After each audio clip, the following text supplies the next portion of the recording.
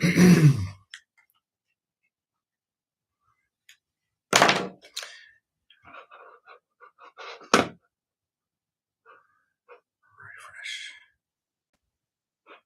we go. Finally, let's go.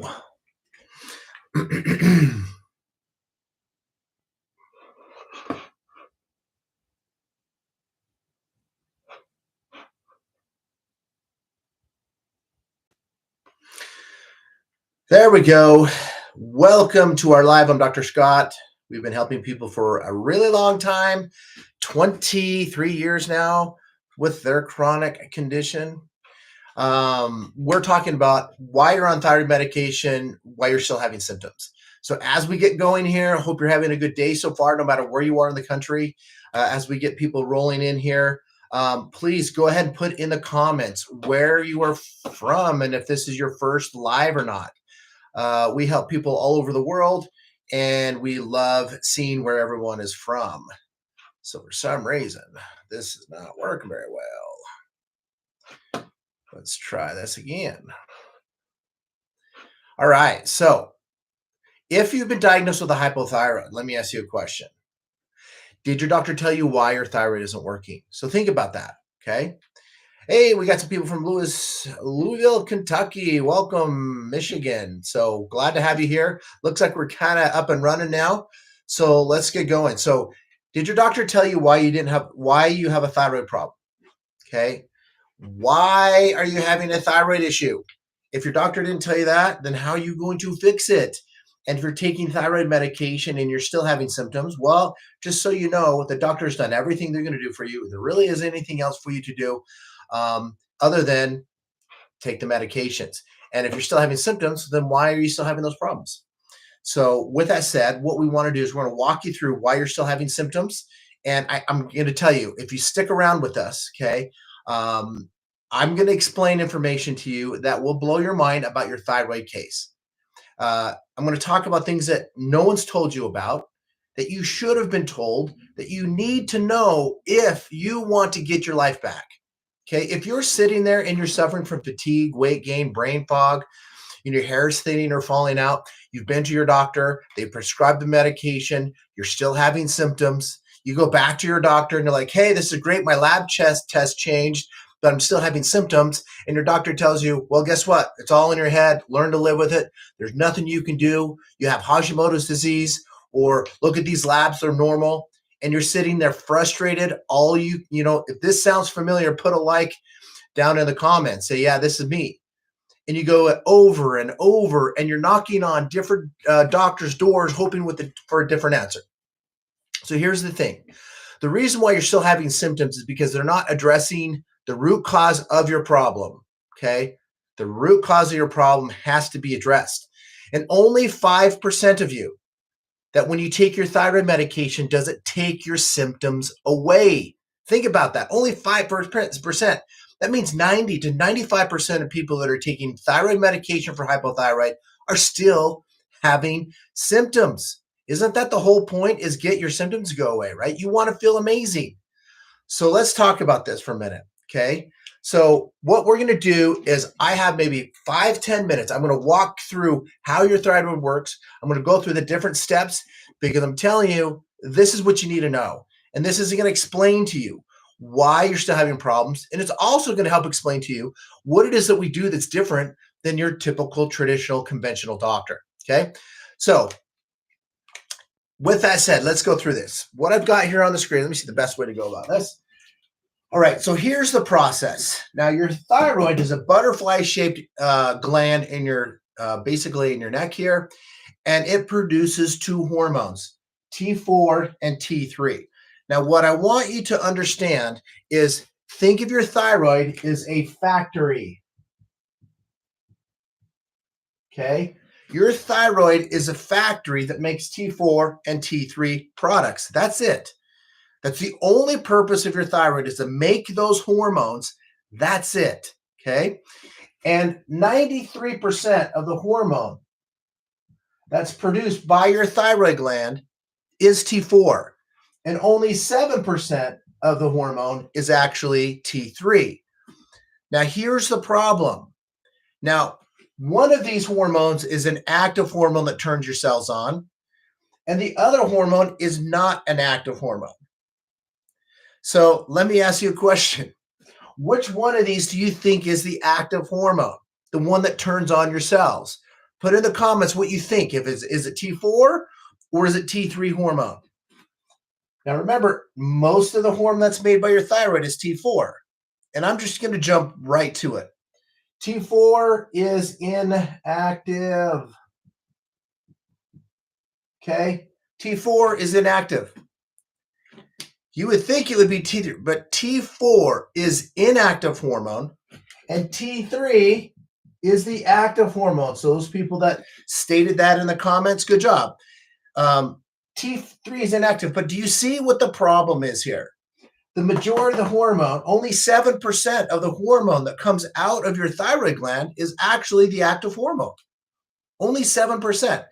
Now, do you think it's possible that you could function on only 7% active hormone in your body? No. Could you function on 7% of your income? Probably not. Okay? So 7%. So the majority of the hormone that your body and your cells are using has to be converted from this T4 into the T3. The body sends it through this whole conversion process. I'm going to show you here in a second how that's done. But many of you out there, that's part of your problem. You don't have a thyroid problem. You have a conversion problem. You're not converting T4 into T3. And I'm going to show you here in a second too what labs you need to pull so you can know this, because your doctors are not going to be looking for this. Okay? So again, the factory is the thyroid, makes two hormones, majority T4.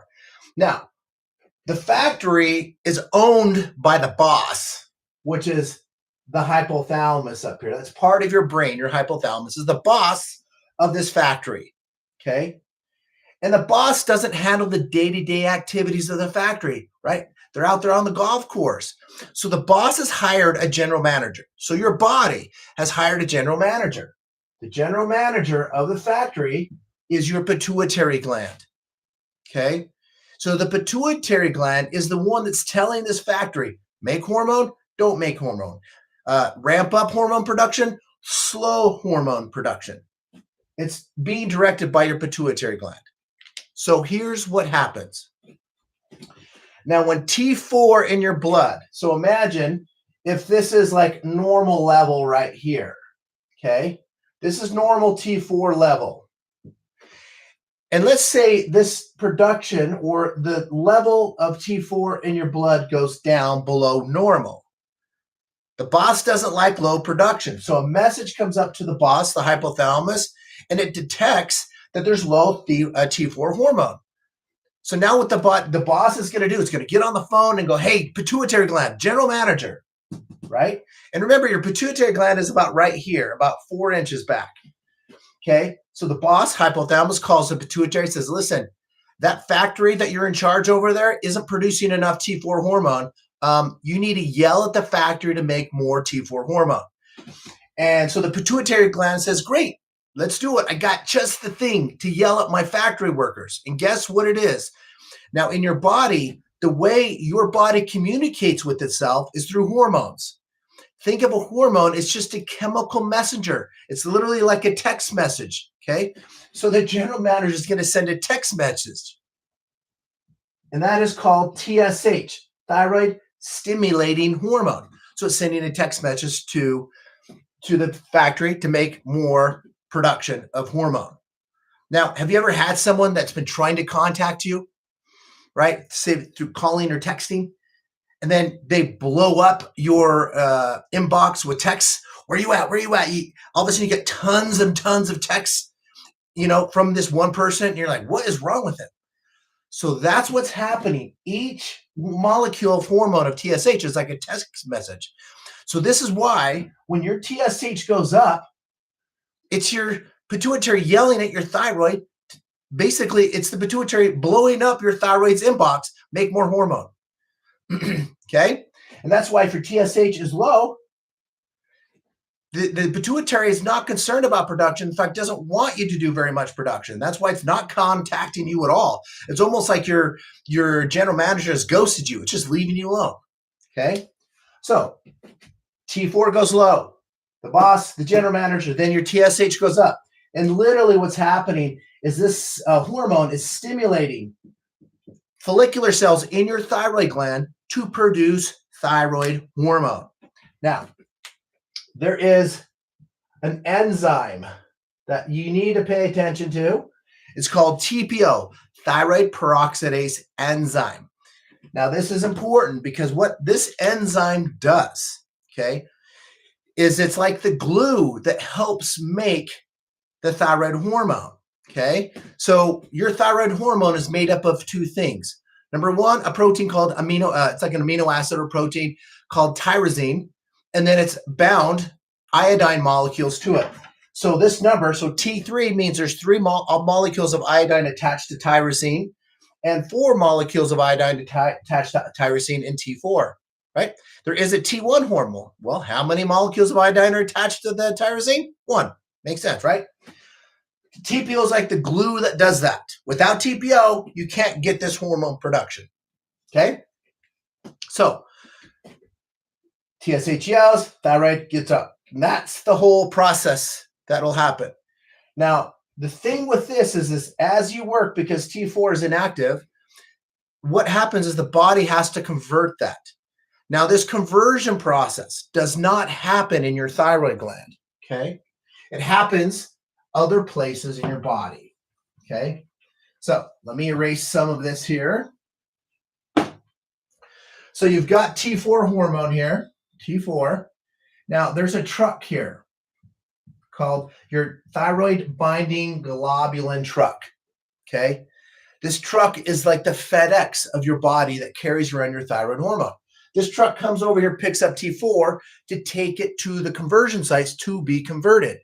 Now, the conversion does not happen in your thyroid gland. It happens in your liver and in your gut. So the first stop here is going to be the liver. Okay, first stop is liver.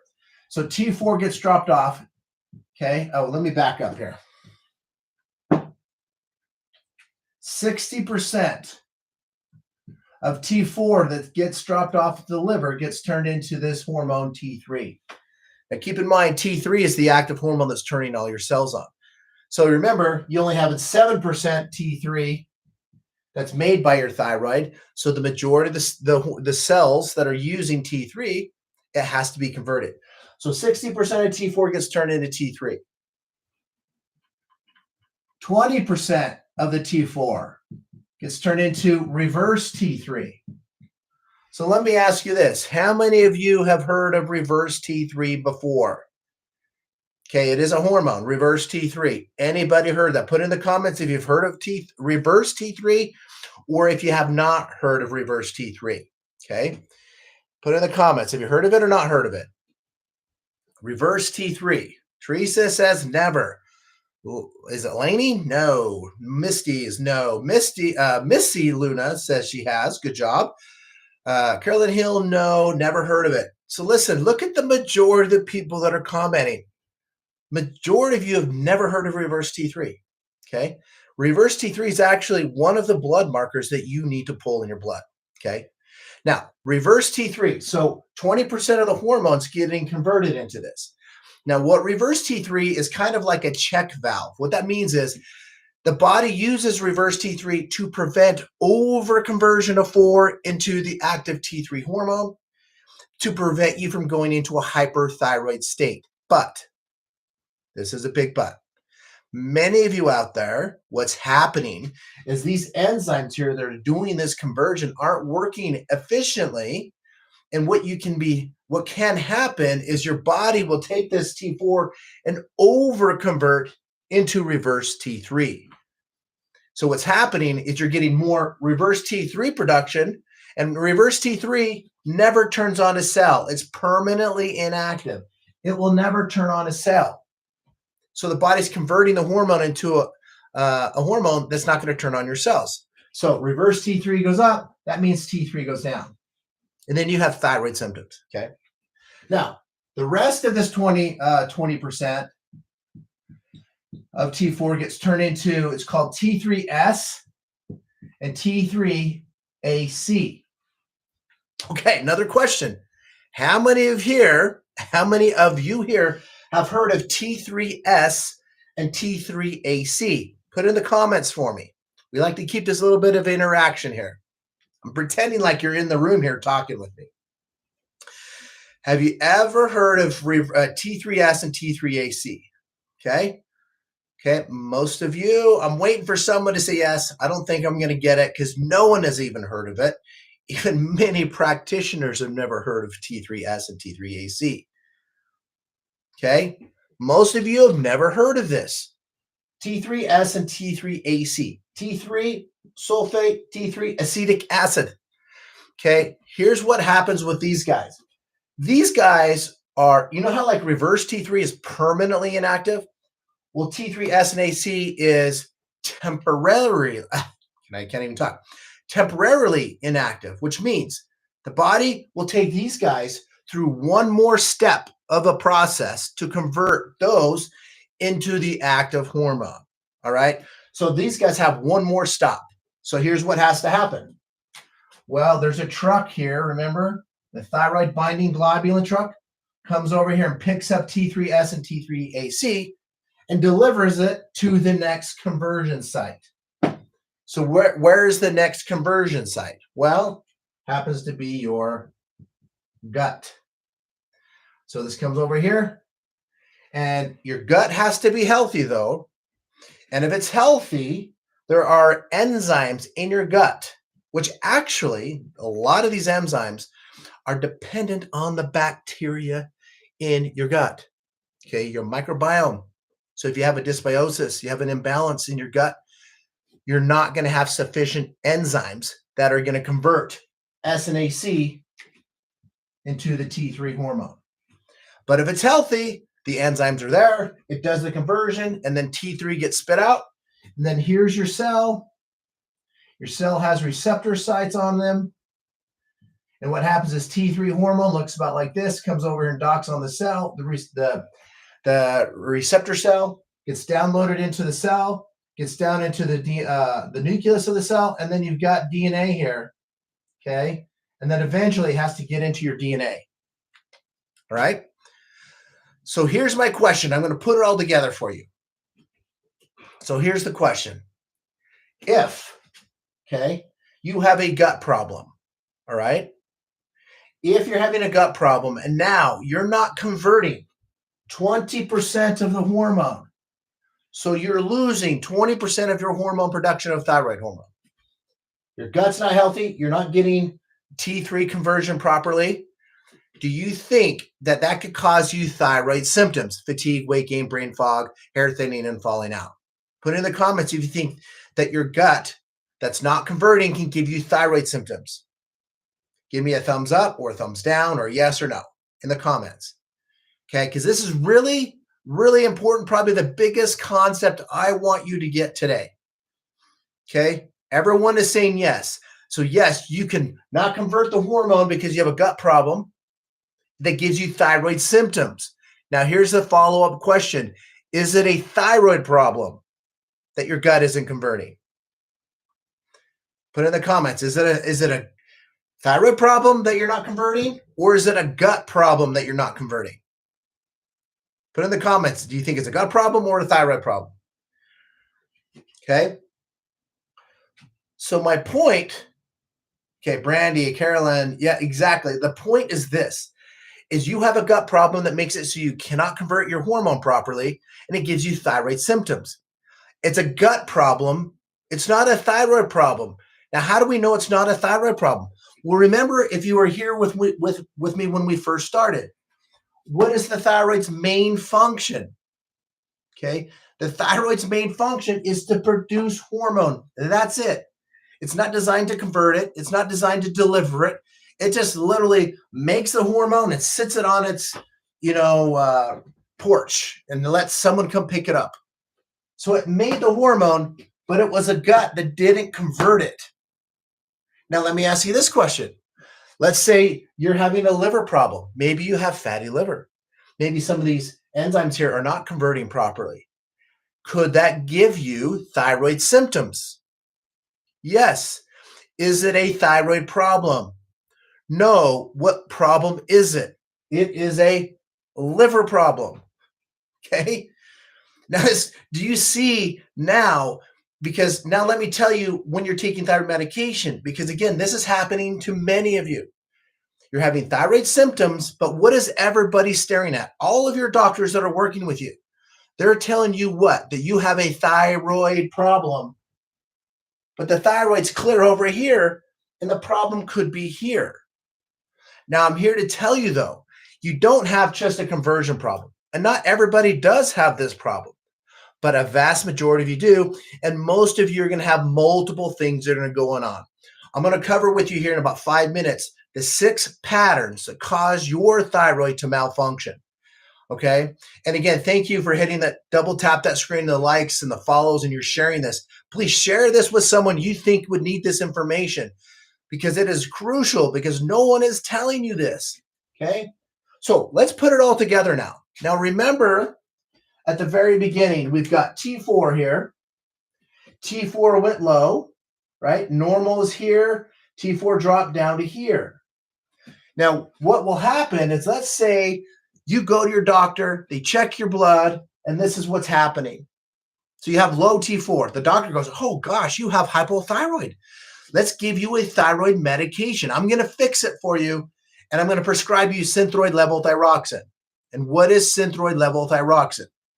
T4 hormone. Okay. Now remember, is T4 active or inactive? T4 is an inactive hormone that has to go through this huge process to be converted.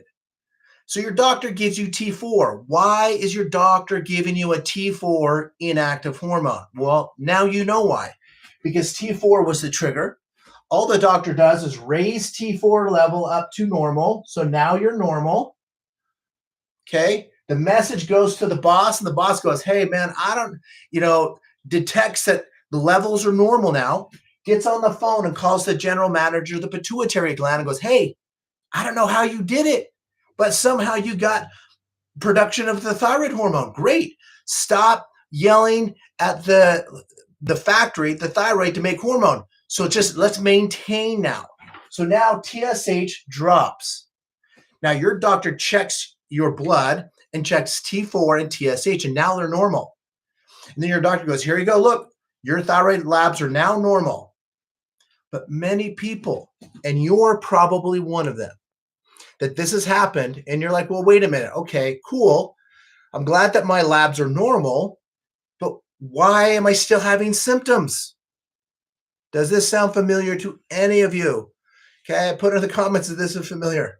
Okay, you're like, I like that my labs are normal, and it is an important process, don't get me wrong, but you're still having symptoms. And how many of you have been told by your doctor, well, it's not your thyroid? Okay, it's not your thyroid because, look, this test says it's normal. It must be you. Okay, it must be in your head. You're a hypochondriac. You just need a diet and exercise. Stop complaining. Right? If this sounds familiar, you're not alone. Most of my clients that I work with, and to give you a little bit of an idea, I own a medical integrative clinic here. We take the best of Western medicine and mix it with good natural interventions that have science behind them. And I've seen over 6,000 patients like this. And probably 90% of them, this is what they go through. Okay. Because they're not looking deep enough to find out. Okay. So with that said, so now your hormone is normal. So what's happening is you have this TSH hormone here, right? And you've got the T4 hormone down here. TSH, T4. This box is where conventional medicine lives. It is an important part, but conventional medicine lives in here. So here's the thing, okay? If you take the thyroid medication and all of your symptoms go away, you have nothing else to do. That is literally all that you have to do is take that thyroid medication.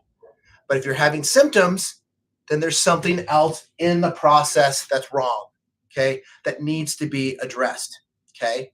This is how it needs to be done. Now, How many people live in this box of TSH4 with synthroid levothyroxine taking their symptoms away? Any guesses? You know how many people actually have their symptoms go away when they take thyroid medication? I'll tell you, it's about 5 to 10%. At max, 10% of you that take thyroid medication, your symptoms go away. But now you know why. Look at all this that has to be functioning properly for you to feel better. Okay? Now, again, conventional medicine is only handling one step. So let's see. The boss, step 1, step 2, step 3, step 4 with the trucks, step 5, 6, 7, 8, 9. And they're only handling one step. So what we do is most of the people who work with, not all of them, most of them have already been to their primary care physician, they've already been to their endocrinologist, and they've already been prescribed thyroid medication. Great. Is this step an important step? Making sure you have an adequate thyroid hormone? Yes, it is. Is it the only step? No. So at this point, conventional medicine has already handled this step 3. Okay. There's no need for us to handle step 3 because it's already been done. We handle all of the rest of it that, quite honestly, conventional medicine does not have time to go into. Okay. They just don't have time to go through all of this, nor will they really, their groups that they're with won't allow them to pull the lab tests. They don't have time. Why is that? Because they're emergency medicine. Okay. They're great at trauma care. They're great at, acute care, but chronic conditions like you have, they're not very good, and they know it. Okay. I've spent over 20 years dealing with this gap of people, that chronic condition state, which hypothyroid is one of them, that traditional medicine is terrible at managing. Okay. They just are. Okay. If you have like a broken arm, you have a, major trauma, then medicine will save your life. And again, there is a time and place. That's why our clinic is integrated. We have medical practitioners that handle their part. So you come see us, if you need thyroid medication and you haven't been prescribed to that, then our providers will be able to provide that. But we're not here to replace your endocrinologist. We get this question all the time. We're not here to replace your endo. We're not here to replace your primary care physician. Even though about a third to maybe half of our patients are able to come off the thyroid medication, okay? But we don't take them off. Their prescribing physician does that. So here's the thing. How do you get your doctor to take you off your thyroid medication? There's one sure way. And I did a video on this. Go back to some of my old videos. The only way you're going to get your doctor to take you off this medication or any medication, maybe you're on a statin, you want to come off the statin medication. Maybe you're on an antidepressant, it doesn't matter. Typically, you're going to need, especially for thyroid, you have to prove to them with your lab testing that you don't need it. So what happens, you have to actually get your thyroid to function so it can produce a hormone so you can come off of it. Okay. And that's why with us, we have no problems. We work with lots of doctors all over the country. And guess what? They take them off when it's needed. So it is possible to put all of this into remission and get your life back and get all your symptoms to go away. Okay. All right. With that said, I'm going to walk through the 6 basic patterns that cause you thyroid symptoms. Okay. And give you some ideas what you can do about it and what are those causes. All right. Now, if you're watching this and you're struggling, which many of you probably are, yes. Sim, we will talk about Epstein-Barr here in a second. If you're struggling, you can reach out, go to our profile with TikTok, click that link, and that'll take you to our main page where you can schedule a free consultation. We'll talk to you for free. You can schedule a full consultation. In a minute, I'm going to tell you what labs you need to pull. Okay. But you can get labs plus the hour-long Zoom consultation for all of like $397. Super, super cheap. Okay. But you're getting $4,000 worth of testing for all $397, plus you also get the consult. So if you're struggling, don't give up. Don't just say to yourself, I just have to accept that this is how life is going to be. Ignore that. You can go to our Google reviews, Google Chronic Care of Utah. You'll see all those people that left those reviews, hundreds of them, right, that have been able to get their life back to or ready to give up. We're in the US, but we can help you no matter where you are. If you're in Canada, we can get the labs there. Most countries, you get the labs. We can help you anywhere. We've helped We've helped, I think we're in 10 different countries with people we're working with right now. Okay, so let's talk about the 6 patterns that cause your thyroid to malfunction. All right, so here are the 6. Number 1, it is a thyroid problem, okay? Which means you have a what's called primary hypothyroid. And in this case, they don't know why, but your thyroid is sluggish. It's not producing enough hormone. But everything else is working just fine. In that case, you take thyroid medication, your life changes forever. How do you know if you're primary hypothyroid? Well, the medication itself is diagnostic. You take it, your symptoms go away. You know you're primary hypothyroid. You don't need me. You don't need our program. Yes, Germany. So yes, so all you need to do is take the thyroid medication. Live a good, healthy lifestyle. That's all you got to do. But only 5 to 10% of you are actually primary hypothyroid. And most of you probably watching this live, none of you probably are because you're not looking for solutions. You're not sitting there frustrated that no one's listening to you. You're not getting answers. So number 1, primary hypothyroid, only max 10% of you have that. Number 2, cause your thyroid to malfunction is going to be you're under converting T4 into T3, right? Either in your liver or in your gut. You're not converting it properly.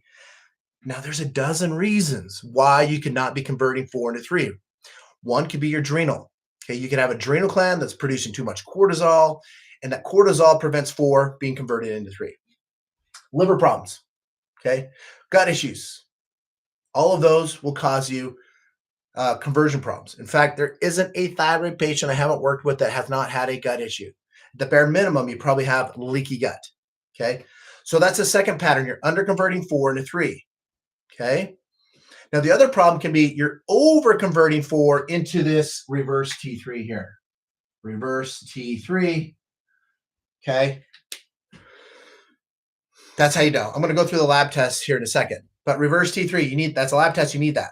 Okay. So you could be over converting. Now, if you've ever heard that you need to take selenium and zinc, have you heard that? You got a thyroid problem. Oh man, you need to take zinc and selenium. Do you know why they do that? There's 2 reasons. Number 1, these enzymes require certain things for them to function.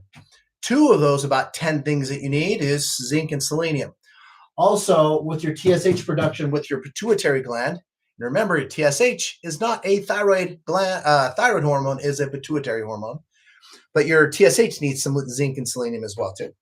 Okay, same with magnesium. So if you're looking for a supplement, those are kind of no-brainers to take. Okay, so pattern number 1, primary hypothyroid. Pattern number 2, under converting 4 into 3. Pattern number 3, oh, check this out. Woo. Pattern number 3 is going to be T4 being over converted into reverse T3. Now, the next pattern that caused you a problem is, remember how we got these trucks here that carry your thyroid hormone around? They're called thyroid binding globulin trucks. They're proteins that carry around your hormone. Okay, now you have these protein trucks all over your body carrying different things. In this case, thyroid binding globulin carries thyroid hormone. Sex hormone binding globulin carries testosterone. Transferrin is a protein that carries around iron.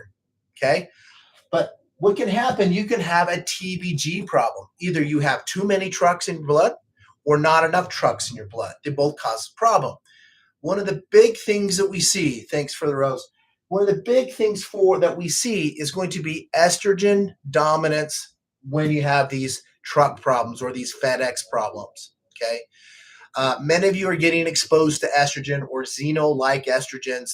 They're in your makeups, they're in your beauty products, they're all over the place. Do some Googling of the products you're putting on your body and look for those, okay? You're also getting exposed to iodine, okay, which for some of you Hashimoto's patients is a time bomb. Not everybody, but some of you. And you have iodine type products in your beauty products too. So you need to Google that, see what's in those. You need to know what you're taking, okay? So you can have truck problems, all right? Hormone imbalances can cause it as well, besides just estrogen.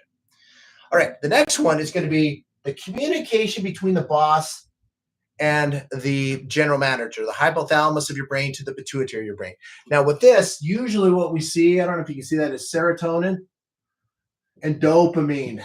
These happen to be your happy chemicals. This is why many of you have depression and anxiety with this. Okay, so it's a problem with the communication. Now, there is a gene called MTHFR gene mutation that needs to be efficiently working for you to, I'll write it over here. MTHFR. You need that to be working right to make your dopamine and serotonin. And a little test for you guys. What system of your body that uses more serotonin and dopamine, or uses the most serotonin and dopamine and produces the most serotonin and dopamine in your body? Anybody have a guess? Put it in your comments where you think the majority of your happy chemicals are being used and produced. Okay? It could be gut, it could be brain, maybe it's your peripheral nervous system, maybe it's your immune system. What do you guys think? We got a couple guesses. Got a lot of guesses for gut, couple brain. Good for you guys. Okay, gut is the major source of dopamine and serotonin, and uses the most dopamine and serotonin. There is a condition, not a condition, but it's a scientific fact now that there's a thing called the gut-brain connection. Okay, when you have a gut problem, you have a brain problem. Most neurodegenerative changes, okay, like Parkinson's disease in particular, you know what the first sign of Parkinson's disease is? Constipation. Okay, constipation. So it's gut-brain connection. When you have a gut problem, you usually have a brain problem. Okay. Okay, so what was I getting at here? MTHFR. So you can officially not be running those. So most of our patients get DNA tests. So we check that plus about 29 other genetic defects. You can't change your genes, but you can change how your genes are expressed. Okay. Again, thank you so much for your likes and your follows, guys. I appreciate that. Okay, now what's the last one? The last pattern out of the 6. So I'll review if you can't, we're in here. The 6 causes of your thyroid problem. Number 1, primary hypothyroid. That only affects 5% of you, and all you have to do is take the medication. Number 2 is going to be underconverting T4 into T3. That happens in your gut and your liver, so those could be a problem, or adrenal, right? Or you're overconverting T4 into reverse T3. Or you're having TRK problems, thyroid binding globulin problems because of estrogens, typically. Number 5, the bosses can't be communicating properly between serotonin and dopamine. And the last one, and the most common, okay? I'm going to erase this. Okay, hopefully you got what you needed here. The number 1 cause, let's do it in black. Number 1 cause of hypothyroid is, who could tell me? Put in the comments, number 1 cause of hypothyroid in most countries. Okay, put in the comments what you think it is. I know some of you know. I know some of you have been in my lives and you've been watching my stuff. But the number 1 cause of hypothyroid in the United States. Silver fillings is an important thing. I ask every one of my patients about that. You do need to get those removed. Iodine deficiency. Okay, that's in lower, like third world countries. Okay. Hashimoto's, wheat gluten sensitivity. Wheat's part of it, but we've got gluten, Hashimoto's. Okay. All right. It is, for those that guessed, Hashimoto's. Okay. What is Hashimoto's disease? It's an autoimmune condition. Your immune system is attacking your thyroid gland. Now, what percentage of people that have been diagnosed with a hypothyroid have Hashimoto's disease? What percentage? Try this in the comments, the last one, and then I'll get into more things on what lab tests and stuff. So what's the percentage of hypothyroid patients that have been diagnosed? What do you guys got? 80 to 90%, 95%, 5%? Okay. Got a lot of good guesses in here. Man, come on. Have you guys seen my lives before? Okay. The real number is this. It's between 80 to 90%. Depending on the study, 80 to 90%. We say 90%. Now, I think actually the number is much higher than that. So why do I think it's higher than that? Because most of your doctors are not checking you for Hashimoto's disease, right? So they're going to call it idiopathic hypothyroid. So if they're not checking it, they can't diagnose it. Okay. So number 1 cause, autoimmune condition. So for most of you out there, what you have is an immune system problem. It's an immune system dysregulation problem that's attacking your thyroid gland. Okay. And so taking thyroid medication does zero to help your immune system. This is why when you take your thyroid medications, your symptoms don't go away and your prescription has to keep going up because your immune system is literally destroying cells in your thyroid gland. Okay, destroying cells in your thyroid gland. Okay, so those are the basic patterns. Now, the question is, how do you know which pattern you are? Because for those of you who've been diagnosed with Hashimoto's disease, you don't have just Hashimoto's disease. It is actually very, very rare. And I've seen over 6,000 patients that they come in, and the only thing that we have to address is the autoimmune part. That is super, super rare. Okay. So you have multiple out of those 6 patterns that we just talked about. Most of our clients have 3 to 4 out of the 6. Okay. The only way you know is you have to pull a 10 thyroid marker panel. Let me go over these markers for you so you know what to pull. Okay. Blood test. You need a TSH, total T4, total T3, free T3, free T4, FTI, T3 uptake, reverse T3, TPO antibody, and thyroglobulin antibody. And if you want to know if you're hyper, you pull a TSI. Okay, so those are the markers that you need. I'll leave it up here for just a minute. Okay, no, this is not, well, it is recorded, I guess, but we don't release it. I don't even know how to do that. Here's that. Those are the markers that you're going to need. Okay, now what does your doctor normally pull? So for those that are watching, how many of these markers did you get pulled? Well, let me show you which most markers get pulled. Now, conventional medicine is going to pull a TSH, total T4, and really free T4. Now, the reason why they're only pulling those 2 markers or those 3 markers is because those are the only ones that you need to pull to determine if you need thyroid hormone or you don't. Do you need synthroid levothyroxine or you don't? Now, keep in mind the standard of care for thyroid treatment in the United States and most countries is going to be hormone replacement therapy, thyroid medication. That's it. All that stuff we just talked about, they don't go into. Why? Because there isn't a medication for all that stuff that we talked about. Guaranteed if there was, they would give you one. Okay. So they are only going to prescribe you thyroid hormone, and that is it. They're not going to look at all this other stuff that we just talked about. Okay. So with that said, you need to get to someone that's going to look deeper. Okay. That's all we're saying. Now, it doesn't mean you don't need your thyroid medication. We're not saying that at all, because actually, this is kind of a misconception. And I see a lot of natural doctors, I think they have it wrong, because I've seen guys say, you don't need your thyroid medication. The thyroid medication is bad, blah, blah, blah, blah. Listen, that is not the case at all. Okay. Now, if you've been prescribed a thyroid medication, that means you need thyroid hormone. Okay. You need thyroid hormone, at least for the short term, until you fix your problem, because every single cell of your body needs thyroid hormone to turn them on. So you come to me and I'll ask if you're on medication, and they'll say, oh, I stopped taking it. And I'm like, no, you need to take it. Okay. Because you do need it until you can fix it. So it's kind of like your car is leaking oil. Okay. And you're still driving your car around. You still want to drive your car around, but the mechanic isn't finding out why you're leaking oil. They just said, hey, here's a quart of oil to add to your car every day.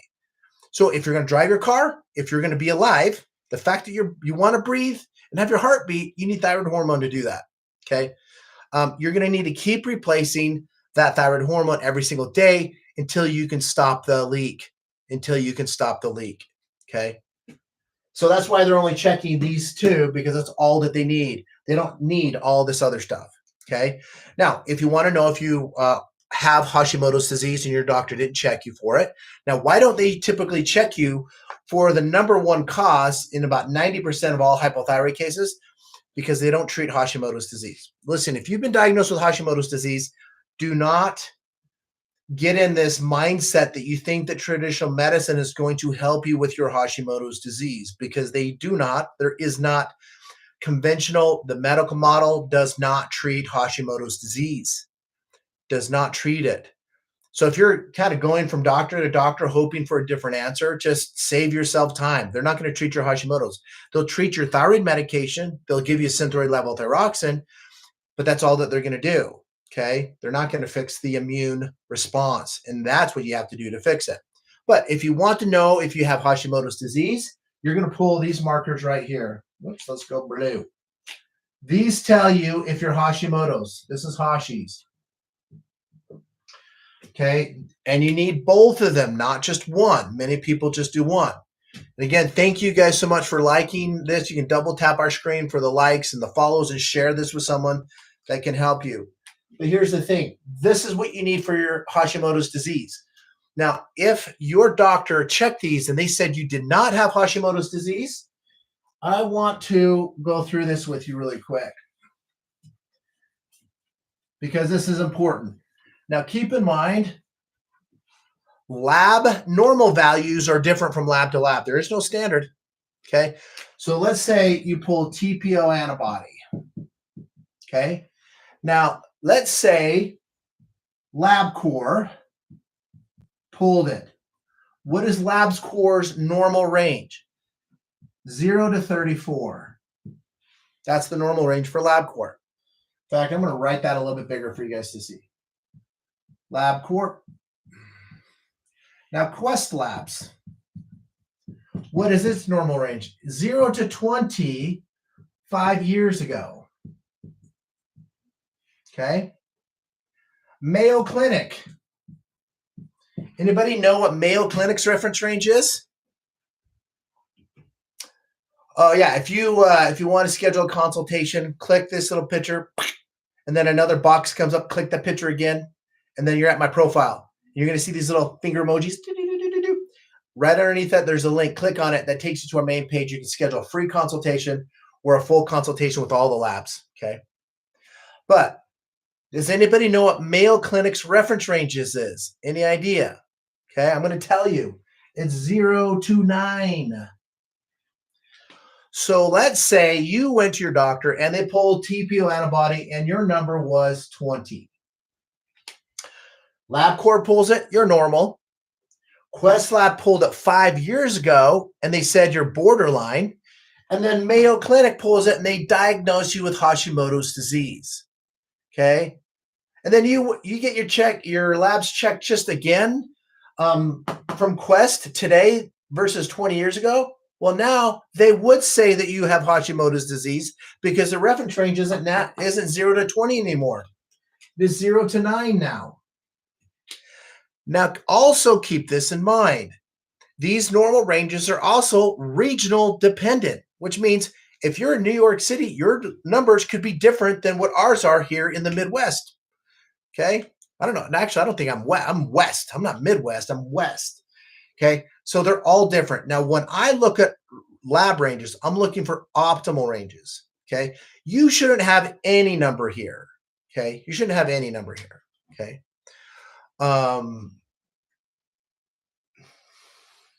Josh, what are you saying? I don't understand what it is. Am I? Yeah, I'm still clocking. Okay. So with that said, oh, Christina, is thyroiditis the same as Hashimoto's disease? Yes. Hashimoto's is called Hashimoto's thyroiditis. Okay, so yes, inflammation of your thyroid. Oh, thank you so much for your likes, guys. I definitely appreciate that. Okay, so here's the thing that I hear a lot with people, then I'm going to go to your comments, okay, is what if you've had your thyroid removed? Okay. Anybody in this forum, before I go too much into it, how many in here have had your thyroid removed? You had the RAI or you had a thyroidectomy? Anybody in here that's had that? Okay.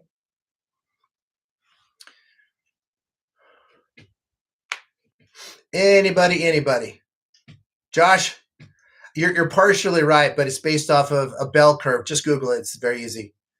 What does thyroxine do? Okay. Listen, I don't think we have anybody in here that's had their thyroid removed or had the RAI or a thyroidectomy? Put in the comments if you do. Okay, so here's what I'm going to cover this just in case there's someone here. Okay. If you've had your thyroid removed, I get this question. Well, if I have Hashimoto's, they take my thyroid out, am I fine? No, you're not fine at all. Because over about 50% of people that have been diagnosed with one autoimmune condition have another one. Okay. About 8 out of 10 people that have an autoimmune condition are women. All right. Now, here's the thing. They cannot completely remove your entire thyroid gland. If it's a thyroidectomy, they have to leave in, for example, parathyroid glands, and they can't snip away every little piece of tissue there. Okay, you can't. So there is still thyroid tissue there. Okay. Now, if you had the radioactive iodine, okay, your radioactive iodine also does not kill all of your thyroid tissue. It's mainly designed to basically cause your thyroid to malfunction, and it will kill about 90% depending on the type of what your procedures are doing. Like if it's because of cancer, they're going to be more aggressive with it versus if you're just like hyperthyroid Graves' disease. Okay, but even your radioactive iodine doesn't get rid of all of your thyroid tissue. And so here's what happens. Now remember, it's not if you get another autoimmune condition, it's when or which one you get. And so what will happen is, number one, your immune system is still attacking your thyroid tissue and it's there. So what happens now is you have this low grade inflammation. That is the recipe of developing an autoimmune condition, whether you already have one or not. This low grade immune system inflammation, because inflammation is an immune response. Okay. And so what can happen? There's two things that can happen with this. And this goes along with gluten. If you've ever been told that you need to come off gluten when you have Hashimoto's disease. Okay. If you've been told that, this is why. There is something called molecular mimicry. Okay. And what molecular mimicry is the proteins in gluten are similar sequenced to the proteins in your thyroid tissue. Okay. And what molecular mimicry is your body mistakenly sees it's already tagged your thyroid to be destroyed. And so when you eat gluten, it's kind of similar. And so it starts that immune response. And so it starts attacking that gluten. And so when you attack gluten, you're attacking your thyroid gland. It's similar protein sequences. Okay. Molecular mimicry. Okay. This is why you need to completely come off of gluten completely. You can have gluten and have a reaction for up to 6 months. Okay. So if you have Hashimoto's, this is why. All right. Now, the other thing is called epitope spreading. This is the second thing can happen when you take your thyroid out and you think everything's fine, but you don't address your immune system problem. Epitope spreading, what that is like you have your cell right here and you have your DNA in your cell. Wow, that doesn't look very good. Let's try that again. Okay, you got your DNA that's in the cell, right? And what happens, there's a thing called apoptosis. And so what happens is like your cells are programmed to destroy themselves if they're not functioning properly. So I'm not going to go through this whole thing, but here's what can happen is your immune system can be attacking your thyroid tissue here. This is your thyroid, for example, cells. So it's already attacking the thyroid cells. And then this cell apoptosis, and then it spreads the DNA. In fact, this cell will actually spread its own DNA. Well, here's what I'm trying to say. So when the immune system attacks a cell, the DNA inside, which is like proteins, it breaks off into pieces, exposing other types of the DNA or other types of proteins or other types of the tissue being exposed to the immune system. So what the immune system will do now, it'll start tagging those new things that they didn't see before. Okay, now those other things spread the reach of your autoimmunity to more and more tissues. And that is partially why all of a sudden you can develop rheumatoid arthritis, you can develop celiac disease, it'll spread to other autoimmune conditions. All right. Epitope spreading. Never heard of it? Google it. So that's kind of what that happens is. And this is why I can't stress enough, because this is the same reason as if you're if your doctor checked your antibodies and you had positive antibodies, but you have a normal TSH and T4. Okay, well, in that case, they'll say, well, there's nothing we can do. Just we'll keep checking it. What they're waiting for, it's kind of like you just found out you had termites in your house and they're not going to do anything for you. And so what they're going to do is they're going to wait for your roof to cave in. Okay. And then they're going to go, hey, great, let's fix your roof. And they just keep fixing your roof. Or they're going to give you an umbrella to prevent the rain from coming in, but still never address the termites. The termites is your immune system, your autoimmune condition, right? And so they don't treat it. This is why it's so important. If you were told you have positive antibodies and a normal TSH and T4, I'm just here to give you the message. It's only a matter of time before that immune system destroys enough cells that you will have to be on thyroid hormone forever. Okay. It's just how it is. Now, it can be evasive enough that your immune system can completely remove your thyroid altogether. Okay. So with that said, now what do you do if you have Hashimoto's disease? You have to calm the response. This goes for any autoimmune condition. You have to find out what's triggering your immune system to attack. Okay. Now, if you've been watching this, is there anyone in here that is still with me when we first started? Put in the comments, I've been here. So I know you've been through my whole thing. I just want to see who's here. But I'm going to show you the common triggers that trigger your immune system to attack. So triggers. Triggers. Number one, food sensitivities. Like gluten, dairy, soy, processed food. Okay? You could have a food sensitivity. Now, you could run a whole food sensitivity panel. We used to do that. We don't do that anymore. Okay? We can figure it out. You can have gut issues or triggers like leaky gut, SIBO, H. pylori, or just digestive issue, low stomach acid. Okay? So you can have gut issues that trigger it. Also, hormones. Hormones. Now, check this out, people. 80% of you that have an autoimmune condition are women. Now, why is that? Now, hormone shifts. I should really say hormones, but shifting. That is why, like, when you get pregnant, all of a sudden, nothing's the same. You have a hysterectomy, nothing's the same. You have, like, a menopause, nothing's the same. You feel crappy after that. Or maybe when you're 13 years old, you got your period, nothing the same. That hormone shifts. And, like, for example, for women, men's hormones per month are pretty stable. We don't really shift hardly at all. You women, you got a circus going on in there with your hormones. Right, your estrogen's low, then it goes high. Your progesterone's low, then it's high for 2 weeks, then it drops out. You got this whole circus. You got a bunch of balls in the air with so you're more likely to have some shifting. And not only that, is actually even genetics do play a component of it, but you are not your genetics. But yeah, you have a lot of factors that go into that. So hormone shifts are a big one. Okay. Let's see what else we got. Anemias, nutrient deficiencies. Like, I'm going to talk about one, vitamin D. You're most likely vitamin D deficient. If you do anything right now, the one single thing you could do is go get some vitamin D. Now, what you really need to do is go get your vitamin D checked in your blood, vitamin D OH hydroxy, and that will tell you what your vitamin D levels is, and that'll help you be able to dose it. Now, the target number for your vitamin D should be around 60 to 80. Okay, 60 to 80 on your vitamin D. All right, so make sure you're looking at that. And then you need to supplement with D3 with K2, okay?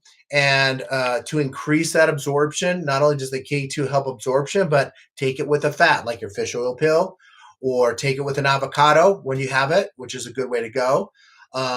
Also, if you have magnesium, magnesium helps that absorption. But here's the thing, folks. If you take vitamin D, it's a fat-soluble vitamin, much like your A, D, E, and K. If you're having GI problems, like you're bloating and constipated, or you're taking a PPI, right, a proton pump inhibitor, or you're taking like an antacid, for example, right, you have low stomach acid, you're not going to absorb that. Now, if you've had your gallbladder removed, good luck trying to absorb anything that's fat, like your vitamin D.